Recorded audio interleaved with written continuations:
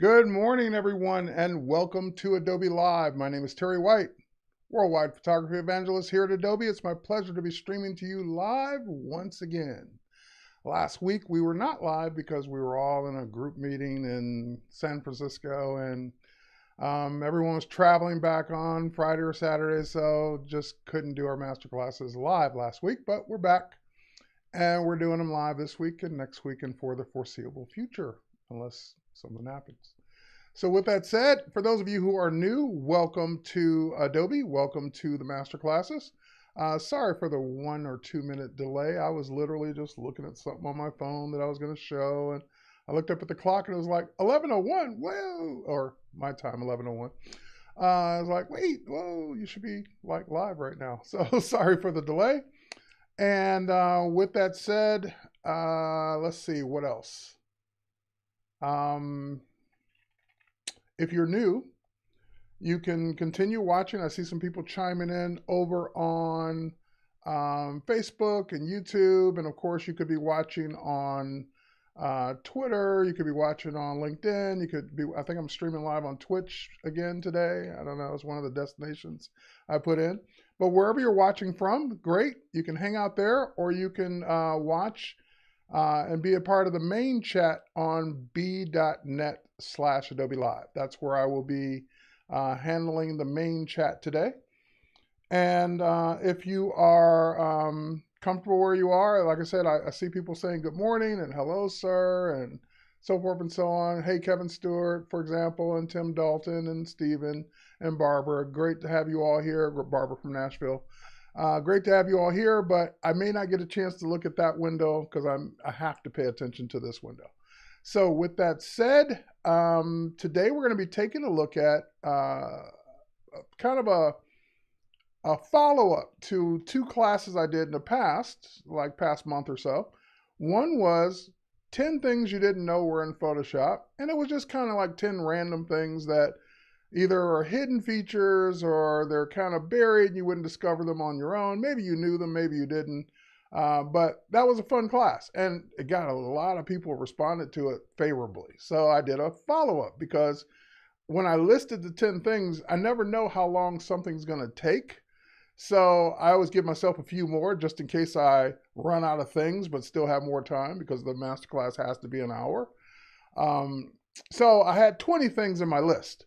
And thankfully, the first class technically ended right at 10. Like I got 10 in an hour and it worked out perfectly with demonstrations and everything and questions. And so I said, well, I got 10 more. Why not do 10 more things you didn't know in Photoshop? So that was the second class I did. And I thought, why limit it to Photoshop? Why not do the same thing for Lightroom and Lightroom Classic? So that's what we're doing today. Now, I don't quite have 20, but I got like 15. So if we run out of things, I'll keep going. You might get more than 10 today, but hopefully I can get you at least those 10. And if we have enough for another class, we'll do a part 2. We'll do 10 more things just like I did the first time. All right. So I see a bunch of people in the chat already. Rose and Mustakim, if I'm saying that correctly, and Kathy and Steve and Robert and Cody Bear is our moderator. Great. Glad to have you guys all here in Adobe Live. Let's go ahead, and I don't like to spend too much time up front. Let's just go ahead and dive right into what the 10 things are, and they're in no particular order. Just kind of as I thought of them, I listed them. All right, so switching over to my desktop here. Let's get rid of that, switch over. And so I'm in Lightroom Classic. I've also got my iPad up. Oh, there we go. My iPad up as well in the same album, same collection, same album. And I have my phone to show something on my phone as well.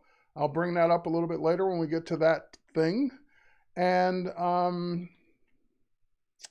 I think that's it. Oh, and one more. I also have Lightroom because there's a couple things that are in Lightroom that aren't in Lightroom Classic. So everything's in the same album, same photos. We'll just get to those things as we get them. And if it's a specific Lightroom thing, I'll talk about it in Lightroom because some of the things are only in Lightroom Classic. Some of the things are only in Lightroom. If I don't mention that, then they're in both. Just assume they're in both. Okay, so the first thing I'm going to talk about actually is only in Lightroom Classic.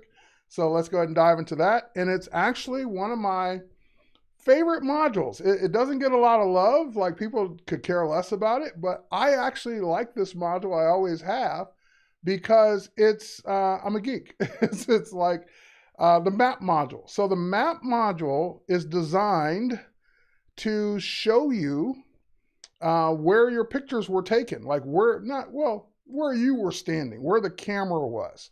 So for example, if we go back to this photo that I just clicked on, let's go full screen on it. This looks like part of an HDR. Oh, yes, definitely unedited HDR, one of the frames of an HDR image that I was going to put together, unedited, and this was taken in Iceland.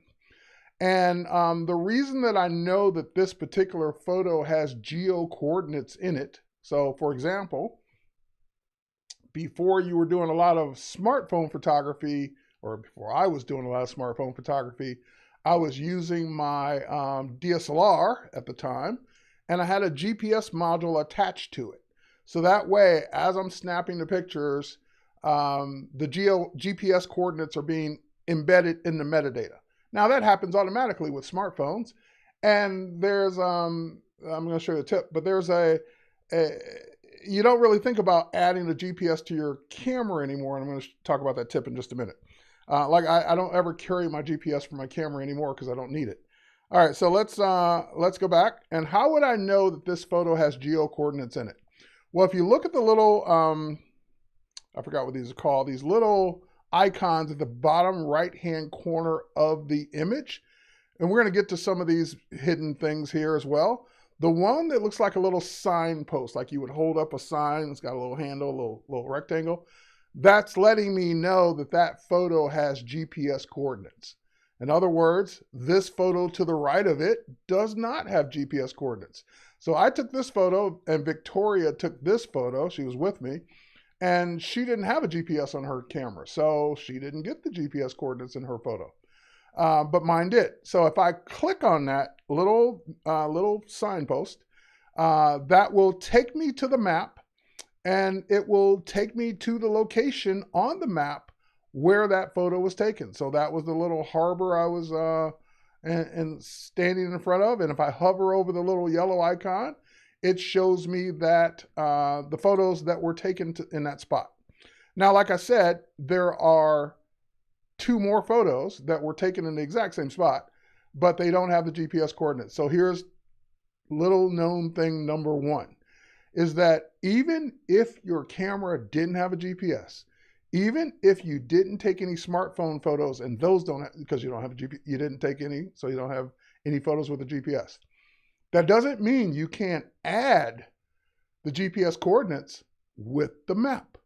So all you'd have to do is search in the upper right-hand corner, search the map for wherever you want to go in the world, wherever you took your pictures. And then once you find that location, and you might have to do a little scrolling around to get to the exact spot where you were, you can drag the photos onto the map to add the GPS coordinates to them. All right, so for example, if I take these 2 photos, like I'm still in the film strip, if I take these 2 photos behind my head here, let me move over to the right. If I grab those 2 photos that don't have the GPS coordinates, all I have to do to add them is simply drag them to the same spot or anywhere else if I was standing somewhere else along the way, and that will add, now it says 3 photos. So if I go back and look at this photo, for example, it now has that little flag letting me know that it has the GPS coordinates.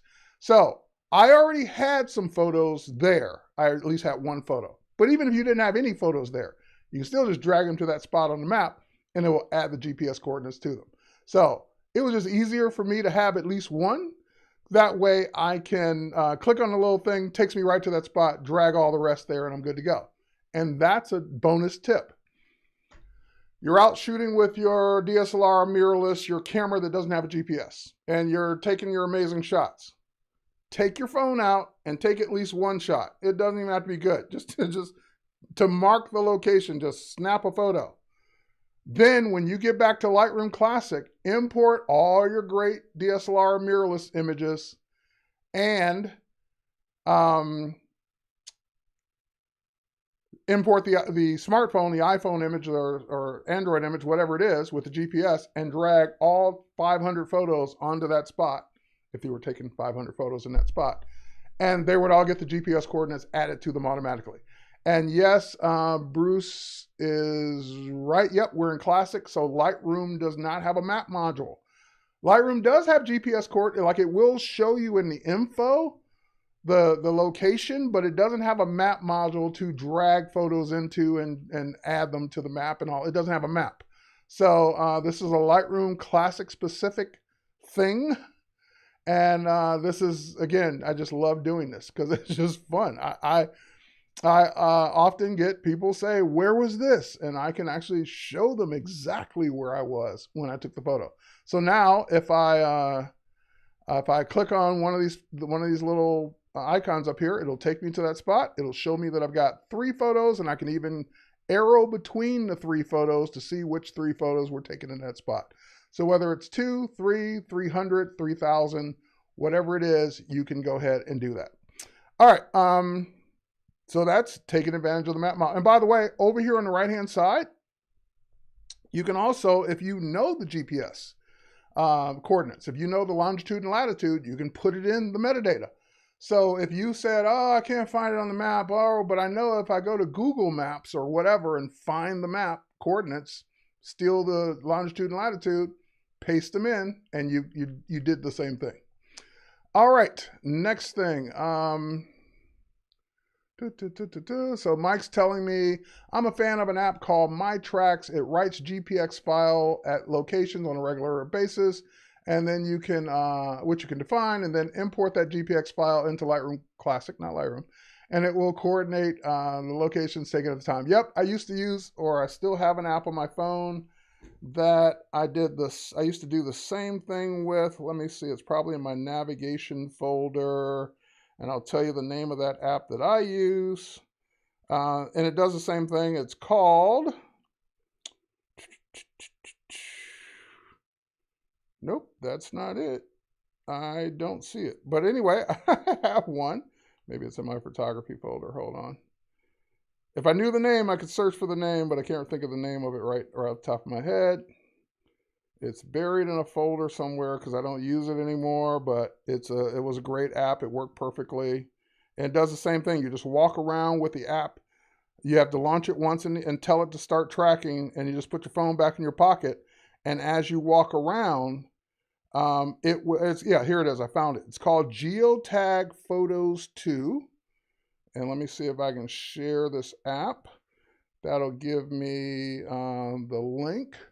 Let me see if this will work. See if I can paste my clipboard between 2 computers, because I'm on a different computer commenting.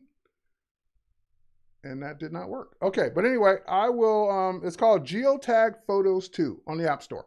That's the one I've used, and you're absolutely right. Oh, I could actually show it to you. Hang on, since I do have my phone connected. Let's zoom out. And let's bring the phone over, because I was going to show you something on the phone in a minute. But anyway, this is the app. It's called Geotag Photos 2, so that way you at least know what the icon looks like. And if you go into it, I haven't been into it in a while, so it's going to ask me things. Yep, my time zone's changed. Oh, and this is another thing too. It allows you to set your camera time, which is another tip that's coming up if we have time for it. So it sets your camera time to wherever you are, because a lot of times we forget to change our camera time when we travel abroad or travel to a different time zone. And therefore the photos, the log's not correct, because it's saying, hey, at 11:15, you took a photo at this spot, but your camera thinks you were at 8:15, so it doesn't jive. So this also reminds you to set your camera time to that specific time so the log is correct. And then when you say start, and it says logging interval every 2 minutes, you can get out of the app, put your phone back in your pocket, and as you walk around taking photos, it's logging where you are every 2 minutes. And then it uses that log in Lightroom, because Lightroom has this ability. Right, this is another definitely little known feature. So right here at the bottom, load track log. Oh my God, no one would ever discover that or what it's for. And when you load the track log from the app, against a collection of photos, it will see the times that each photo was taken, look at the log, and add the GPS coordinates to it. So that's another way to do it. I prefer the iPhone trick because everywhere you stop to really take pictures, just take one with your phone and away you go. But if you're like randomly on a photo walk, just taking pictures with your regular camera, and you don't have time to take out your phone every single shot or every single location, then a log is great, and now you can do it for your phone. Before they had apps for your phone to do this, Sony used to make an actual little GPS that was like this big. You would carry, like I used to put it on my hat or attach it to my hat. So I walked around and it would actually use the GPS to create the same kind of log. Now you can just do it with your phone. Okay, what's the name of the app? The name of the app is called, once again, because I already forgot it that quick. It's called Geotag Photos 2, like the number 2. So Geotag Photos 2. Someone can type that in the chat. Okay, and then you get your track log that way. And it's great for when you're doing a lot of walking around and photo walks and everything. Okay, that was a lot of time on that one tip. Let's move on to the next one. All right, so let's jump to this one. I have just a bunch of random photos here. Thank you, Cody Bear. That's what it's called, Geotag Photos 2. It's available at least on iOS, probably on Android as well. This is one that every time I show it, people freak out because they just didn't pay attention to it, and it's right there in front of your face, but you just don't know what it's for. And that's what this little painter can is. It's called the painter.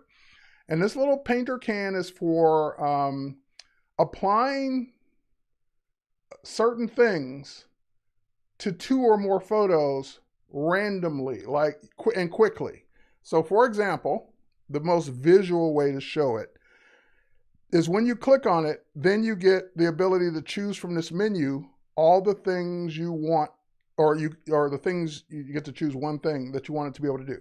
So you can use it to apply keywords, labels, flags, ratings, metadata. So if you put in a bunch of metadata and you want to apply it to different photos, but you don't know which ones yet, settings, rotation, and add them to the target collection. So if I say rotation, for example, and I set my rotation to counterclockwise, which means turn the photo left. Now when I use the sprayer, as I spray photos, it will rotate them left. And I don't have to do them in order. I can spray a bunch of photos and it will rotate them left. So that is what the sprayer does, the painter, I should say, does. It allows you to do any one of those things I chose to a lot of photos at one time without having to select them first and then apply it, and so forth and so on. So this is just, it's the painter. It's one of those things that it's way back in the day, and people freak out every time I show it because they're like, what's that? What does that do? Where'd you get that from? So the painter, and then once you're done with it, you just put it back. So you pick it up, use it, set it to what you want, use it, then put it back down, and away you go. All right, that was number 2, the painter. Number 3, and this is kind of one that my Photoshop users will appreciate, because we're used to this in Photoshop, but we're not used to doing this in Lightroom. So for example, if I pop over to Photoshop for a second here, and let me just grab a photo. Oh, wait, Photoshop's not even up here all the way. Let's just grab a photo. So here's a stock photo I think I have. Yep. Great. Okay, so let's say that I make a selection. So I'm going to go in and select subject. All right, I'm assuming it's going to pick the guy and part of the workout equipment because it can't really distinguish him versus the whatever. Okay, fine, whatever. It made the selection. How do you get out of that selection? Well, in most other applications, you just click off of it onto something else. Click onto the background, click onto whatever, and it would deselect. But depending on the tool you're in, that doesn't work in Photoshop. I'm in the Move tool, clicking off of it, clicking on the canvas, I'm clicking away, it doesn't deselect. So years ago, we learned a keyboard shortcut, Command-D, PC Control-D, for deselect. If you go to your select menu, it's there, deselect, Command-D. PC Control-D. And that will always deselect. And when I use this the most? when some little stupid thing is selected on my canvas somewhere and I don't even know that it's selected. I'm trying to paint, I'm trying to apply something and it won't apply it to the whole image because there's still some little leftover selection in the image. And I'm like, I don't even try and find it anymore. I just hit Command D and I know that will, whatever selected will deselect. So that way I never have to think about it. Well, guess what? If you go to Lightroom, and this is, so let me back up a little bit. The painter is only in Lightroom Classic, not in Lightroom. The deselect, I can't remember if this is in Lightroom. We'll go look. But let's say I select all the photos. Command A, select all. And I don't want them all selected anymore because what happens by accident is when they're all selected and you go into the develop module and you start doing things, if auto sync is turned on, it will start doing it to all of the photos, and I don't want that. So same thing, if I go to my, I don't even know where it is here. It's probably under edit. Yep. If I go under edit and select, it's not deselect, it's just select none, is the same keyboard shortcut. PC Control D, Mac Command D. And if I hit Command D, that deselects all the photos. That is my favorite thing about Photoshop and Lightroom when I'm working with a bunch of photos or a bunch of selections, to quickly deselect them. Now, this is a hidden one. This is a bonus one. That was number 3. I'm going to do a couple bonus ones. So let's say I select, I want all the photos except these 3. Now, it's easier to select 3 than it is to select 30 or 40 or 50. So one of the tricks is select the ones you don't want and then go to the edit menu and invert the selection. That means select everything else except the 3 that I have selected. And it does just that. So sometimes it's the easier option just to invert the selection. All right, and of course we did select none, and one that I've been doing instinctively that I should probably just show you is select all.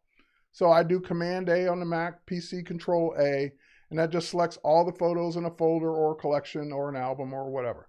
Now, like I said, in Lightroom, I don't know that those options are there. They may be. Let's see. Yep, they're there. Select none, Command D, select all. The only one that's not there is invert. So it's got the same Command D for deselect or select none. And it's got the same, I know Command A was there because I use it all the time. So that works in both. Command A, Command D, and Lightroom Classic has the bonus select, invert the selection. All right, here's the bonus for selections. And this is one, Benjamin Ward, he's a Lightroom guy at Adobe. He showed this one time and I caught it like in passing on one of his videos, and it was life-changing. It was one of those things where, oh my God, I'll use this now every day because I learned it on just a random video. Okay, select all. I want to work on this Eiffel Tower photo. That's the bottom of the Eiffel Tower, by the way. Looking straight up at and it's a not tennis. Is it a tennis ball? Yeah, tennis ball hanging down there. Anyway, they were doing a tournament. I want to work on this one, but all of them are selected. So we know Command D deselects, but then I'd have to click on that one again. Well, here's one that I did not know until a few years ago. If you click on the actual image, this part I didn't know. It makes it what Adobe refers to as the most selected photo of the selection. See how it's a little lighter than all the rest? If I click on this waterfall, it's a little lighter than all the rest. That I knew. What I didn't know was that if I just want to work on the waterfall photo and deselect all the other photos at the same time, don't click on the image, click on the frame, the light color, and that will deselect all the other photos and leave the one you clicked on selected. I can't tell you how much that has changed the way I use Lightroom Classic, because that happens all the time. I select everything to do something to it, then I want to deselect, but keep one selected. That is the one I need. All right, bye, Vicky. Have a good sleep. All right, next up. That is not the case in, hang on, I don't think it's the case. Well, maybe it is. Hold on, let's see. Nope, that is not the case in Lightroom. It's only in Lightroom Classic. Okay, while we're here, I select it all. Of course, I can deselect, Command D. But here's just a Lightroom tip when you're looking at your grid, is that if I hit the letter G, it toggles between two displays in the grid in Lightroom, not Lightroom Classic. The first one looks like Lightroom Classic, where each thumbnail is the exact same size, no matter if it's tall, wide, whatever. But if you want to get rid of all that space and look at the image filling the grid, then hit the letter G again, and that will make the thumbnails fill the grid. So sometimes I prefer looking at them this way. Sometimes I want the information around them, like if they're picked, if they're star rated, so forth and so on. I need to see that. But luckily, it's just a keyboard shortcut away. The letter G toggles between those two to let me see them full screen without the display, without the noise, or no, I should say full icon without the noise, or the noise. If I need the noise, I need all that stuff around them to see. All right, so that's just a quick Lightroom bonus tip. All right, that was still number 3. Let's move on to number 4. Number 4 is the quick collection. A lot of people see this quick collection, but they don't know what it's for. They don't know how to use it. They don't know, like, what do you do with this? So back in the day when the quick collection was first created, I looked at it as a temporary collection. I need to put some images together. They're in different places to export out to give to a client, to send to a gallery, to put in a photo contest, to do whatever. So rather than having to go through each folder and album, picking the ones I wanted, and then exporting them one by one, or making a collection that I would end up not needing after this one thing happens this one day, that's what the quick collection does for you. So if I go to my quick collection, I can already see that there are 41 images in it already. And those 41 images are just random images, like I was showing the quick collection one day, and I was just showing these random images in it. These images have nothing to do with each other. However, if I want to add something to the quick collection, let's say I want to add this person holding a laptop to that quick collection. Well, I could drag it in there, but there is something called the target collection. So when the quick collection first came out, when it was first introduced way, 10 years ago, 15 years ago, back in Lightroom, it was the target collection. There was no choice. It was the target collection. What does that mean? If I right click on the quick collection and set it as the target collection, that means, first of all, you'll see the little plus sign now next to it. And that means that any photo or photos I select and hit the letter B as in Bravo will automatically add that photo to the quick collection. So that's how you could go through your random folders or random collections, select photos B, B, B, and it would throw them in the quick collection fast without you having to drag them all the way up there. So now it says 42 because I just added that one at the end. So that is number one. It's a little known thing that A, what's the quick collection? B, how do you make it the target collection if it isn't already? And it is by default unless you've changed it. And C, this is the hidden thing. I honestly did not know this was here until not too recent, not recently. I found this out. If you right click on the quick collection, you get an option to save the quick collection as a regular collection. So if I say, hey, I kind of like this grouping of, whatever these 42 photos are, and I would like to make this a permanent collection. I want to use this again. Then you could say, save as I'll call this my quick collection demo.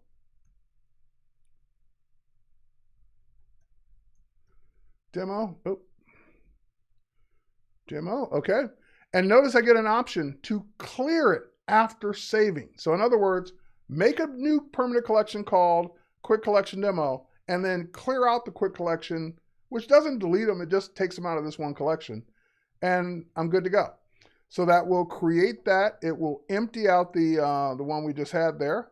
And somewhere in my list here is probably if I go down to the queues.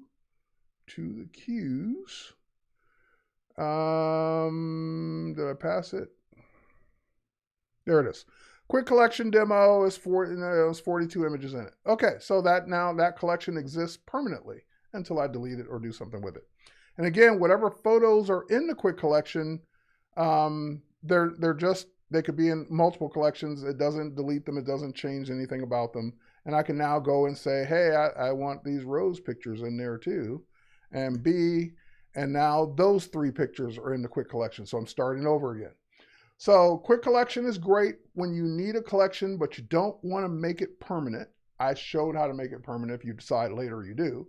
You can also right click on it and clear it, which is great. It's a fast way to do it, because also just hitting the letter B again will remove them if they're still selected. And lastly, I mentioned earlier that the quick collection was the target collection by default, and there was no way to change it. Like, it was just you hit B and it always put them in the quick collection. Now any collection can be a target collection. The quick collection will always be here for whatever you want to use it for, or never use it again. But now, for example, this collection I've been working on, this 10 things you didn't know about Lightroom, has 65 photos in it. If I right click on it, I can set it as the target collection. I use this way more than I use the quick collection, because a lot of times I'm building a collection on purpose, like this one, to use for a class, to use for a presentation, to use for a slideshow, to use for a demo, to use for whatever. And it's a collection I want to keep, so I just create the collection right off the bat, knowing I want to keep it. Then I set it as the target collection, so that now when I go to a different collection, and let's say I want to take this one, and I now want to add that one to my 10 things you didn't know, instead of me having to drag it, just hit the letter B, boom, it's added it to the 10 things you didn't know, and there it is at the end. So, quick collection, number 4, quick collection, save quick collection, and set any collection as the target collection. And only one collection can be the target collection at a time. So, if I set a different one as the target collection, then this one is no longer the target collection, because you only have one at a time. Now, what's different about Lightroom? Lightroom, and I didn't know this, I found this one out not too long ago. I knew that Lightroom didn't have a quick collection, but I didn't know that you could set a album as the target collection. Like, I found that out just right clicking on an album one day, and oh, there it is, set as target collection. So you can do the same thing in Lightroom that I just showed you in Lightroom Classic with any collection. You can even make a collection called Quick Collection if you want, and use it for the same thing. Or album. You just have to make it manually first. But then there's one thing that is different. If I set this one as my target collection, great. I don't see the plus sign, so I don't know how I would know that. Oh, it puts a little black box around it. So see that little black border? That's how I know that album is set as the target collection. And the other thing I didn't like is just different, is that if I click on a photo and it's not B, it's not Bravo, it's T as in Tango. So hitting the letter T will add the image to the target collection in Lightroom, versus B as in Bravo in Lightroom Classic. Now, if this sounds confusing, like you're like, oh my God, why do they make it different? Why do they have to keep these keyboard shortcuts different? It doesn't affect you, because most likely you're using one or the other. You're not using both. The only people that affect are instructors, people that have to show both. Otherwise, you would just use the one you're using. So if you're in Lightroom, you just remember T. If you're in Lightroom Classic, you just remember B. That's it. So I know I hate it when they make things that are the same, different names and different keyboard shortcuts and all that. But at the end of the day, it only affects people that have to use both. Okay. Finding out about the target collection has totally changed the way I organize photos. Great, Mike. I'm glad it helped you. I don't know if you found out about it today or before. Anyway, next up is number 5, super resolution. So remember these photos that Victoria took? Well, these aren't I know these aren't the originals. These are PSD edits she gave me because they aren't the original raw files she shot. And when I look at them, they look okay, they look good. But here's the thing that threw me off right off the bat is that when I look at them in loop view, they're, let me go to 100%. Nope. Anyway, when I looked at them in loop view the first time, they were smaller than mine. Like, in other words, I looked at mine, and then I happened to look over at the resolution, and sure enough, mine is 7360 by 4912, and hers, the one she gave me, are only 2560 by 1709. So she exported out a smaller size, no big deal. But let's say that this was all I had. Someone gave me a photo, this is all I had, I don't have a higher enough resolution to print the bigger size that I want to print. You have something built into Lightroom and Lightroom Classic called Super Resolution, and it's in Camera Raw as well. If you right-click on a photo and you go to Enhance, in Enhance, you will see Super Resolution. And what this simply does is it doubles the resolution of a photo. Whatever the resolution is, it will now be a new photo that's double. So it doesn't affect the original. It makes a new one. So when I click Enhance, it will do it. It will usually put it right next to the original. And it makes it, first of all, I love that it makes it a raw file. So whatever format it was in, it's now going to be a raw file. It's a DNG. It brings over all the characteristics, all the editing, everything you've ever done to it. It makes a new one. But now when I look at this one is 5120 by 3418 versus the original, which was only 2560 by 1709. So it literally doubled the resolution. I know what you're thinking. I'm greedy. Can I have another one? So if I right click on the one I already doubled, can I double it again? And the answer is no. It's already been done, but there's a workaround. Lightroom won't, I don't know why. Some engineer made a decision you shouldn't be able to do it twice. It won't let you do it to one you've already done. But there's nothing stopping you from exporting it out and bringing it back into Lightroom and doing it again on the new one.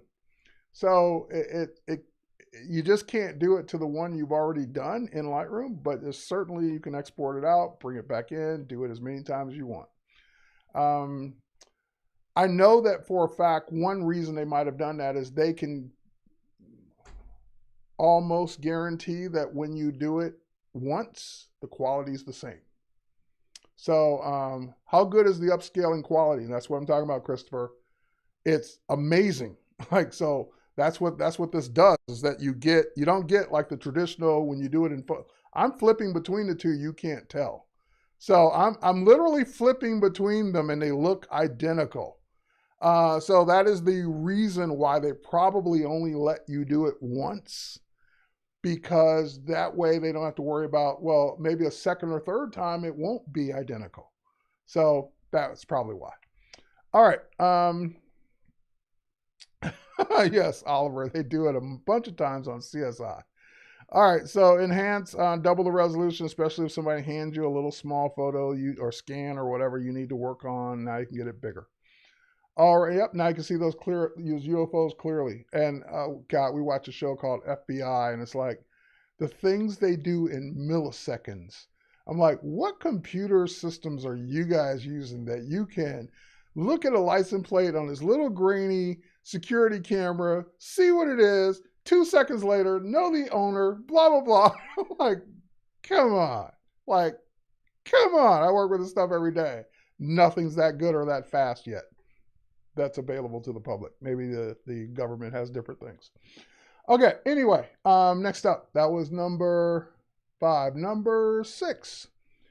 I am going to go, I can do it on this one. Okay, number 6. It's not in Lightroom Classic. It's not in Lightroom on desktop. It's in Lightroom on mobile. So this is a mobile only feature for number 6. If I switch over to my iPad, like I said, has the same collection.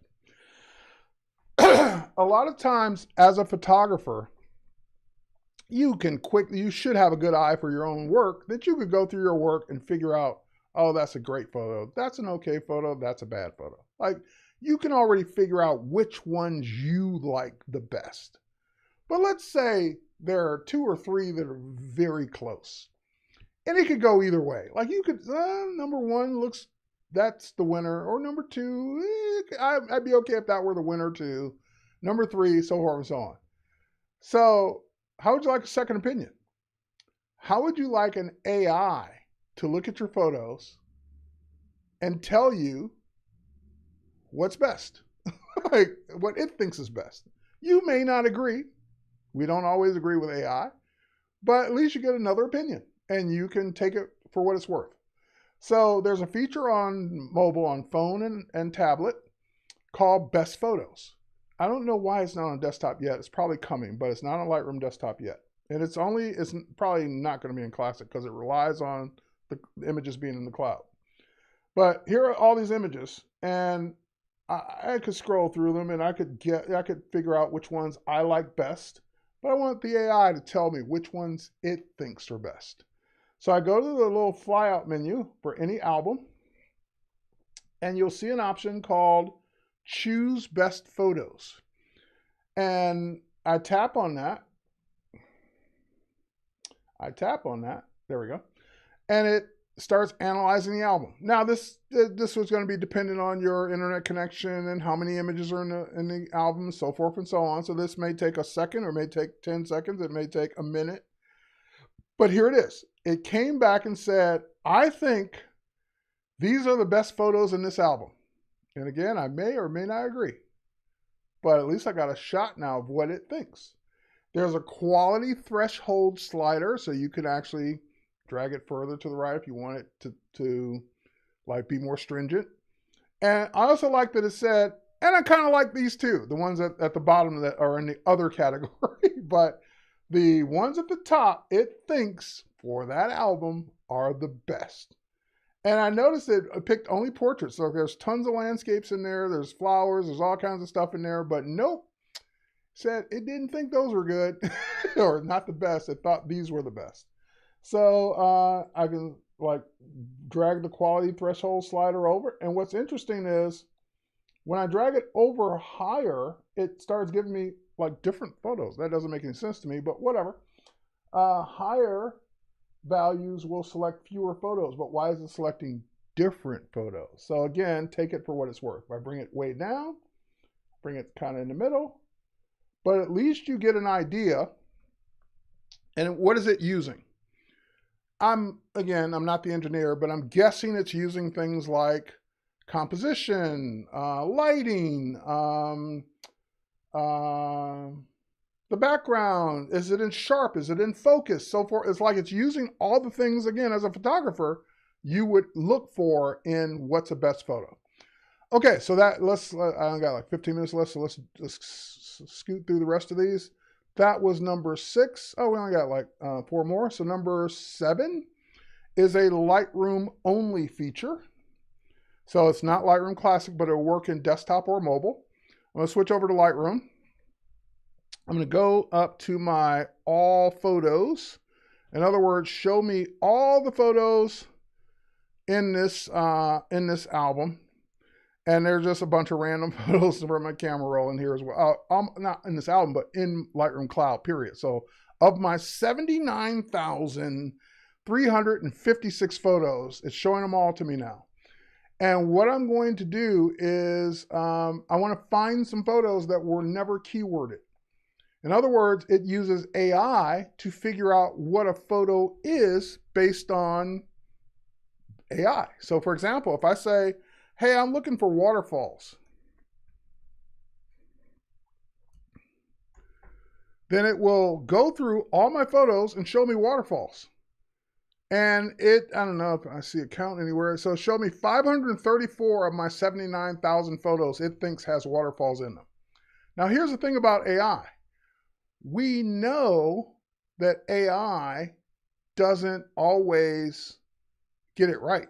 Like, duh. But if it gave me 534 results and 50 of them aren't waterfalls, what do I care?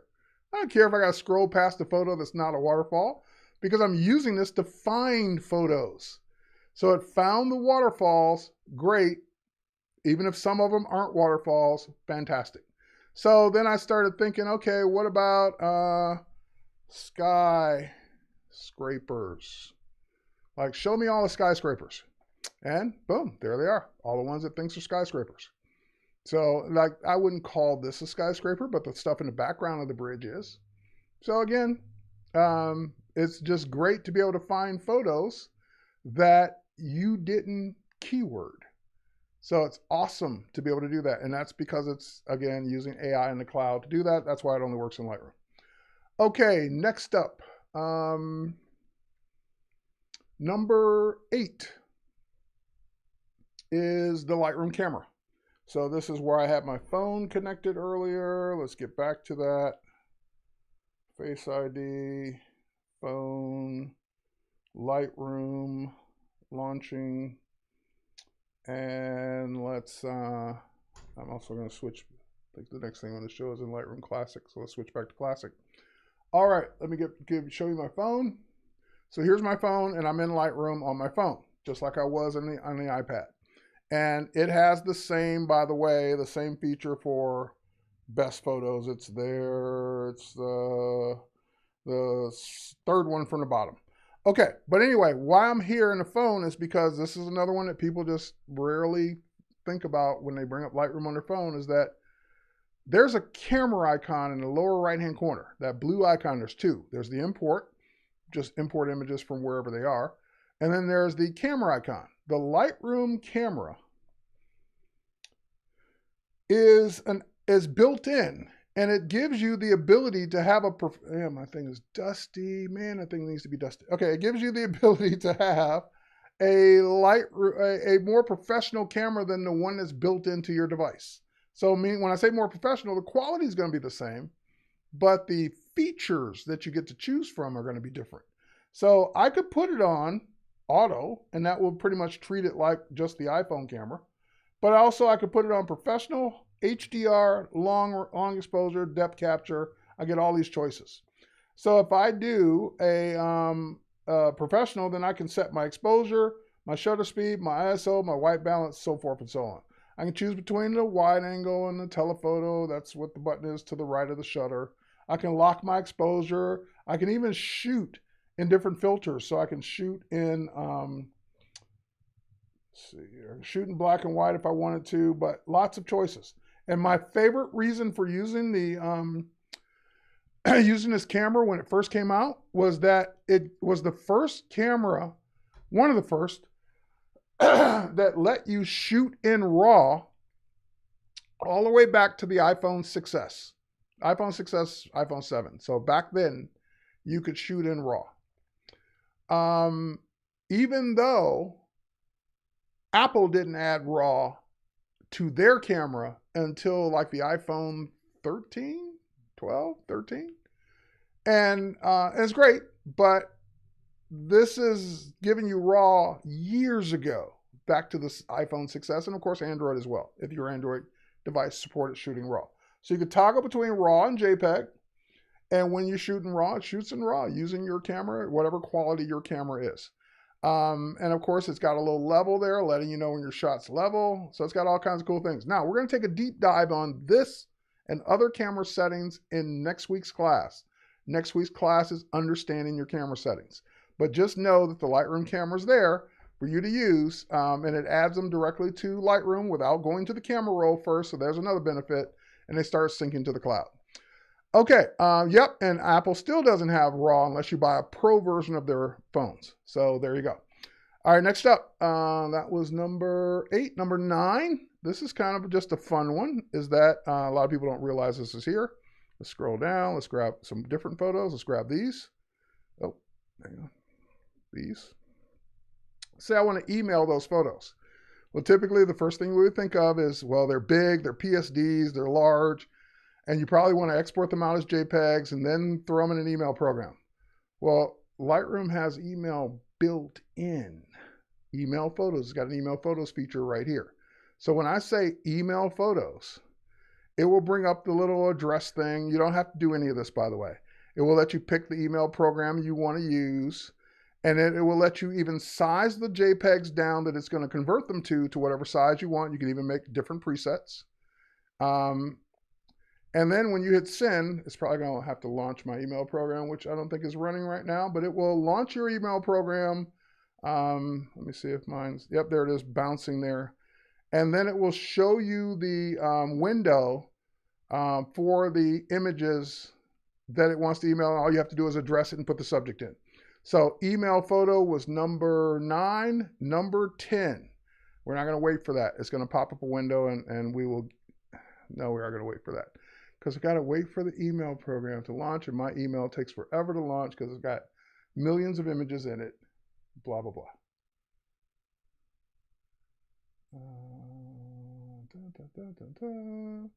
Okay, number 10. I can't even set it up because I can't show you the photos. I may have to cancel this because I don't want to wait for it. Let's see what happens. God, okay, I should have left my email program running to show this because my email does take forever to launch for some reason. And it's launched, but it takes forever for the window to come up. I go through this every time I reboot my computer. Anyway, let me explain what number 10 is. I can do the setup for it, and then when it's ready, we can just show it. So number 10 is a feature called Match Tonal Exposures. So what it's for is like for people that are doing a shoot where they're shooting, like especially in studio, and you know this is that when you